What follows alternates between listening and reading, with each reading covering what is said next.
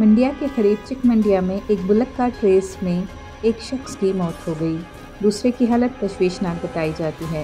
हादसा उस वक्त पेश आया जब एक बैलगाड़ी तमाशाइयों से टकरा गई और एक शख्स को बेतहाशा रौंदते हुए निकल गई, जो कि मौके पर ही हलाक हो गया और एक लड़के की हालत तशवीशनाक बताई जाती है।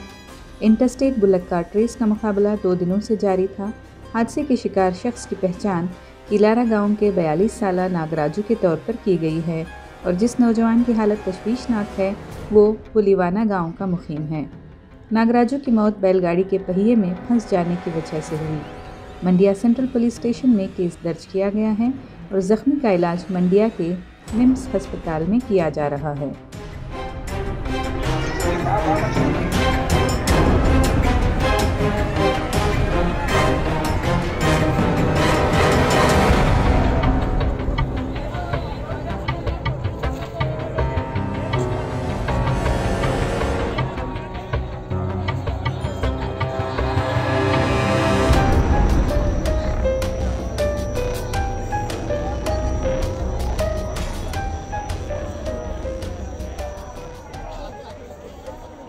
ಚಿಕ್ಕಮಂಡ್ಯದಲ್ಲಿ ನಿನ್ನೆಯಿಂದ ಎತ್ತಿನ ಗಾಡಿ ರೈಸು ಅಂತಾರಾಜ್ಯ ಮಟ್ಟದ್ದು ನಡೀತಾ ಇತ್ತು. ರೈಸ್ ಎತ್ತಿನ ಗಾಡಿ ರೈಸು ಕೂಳಿ ಮತ್ತು ಎತ್ತುಂದು.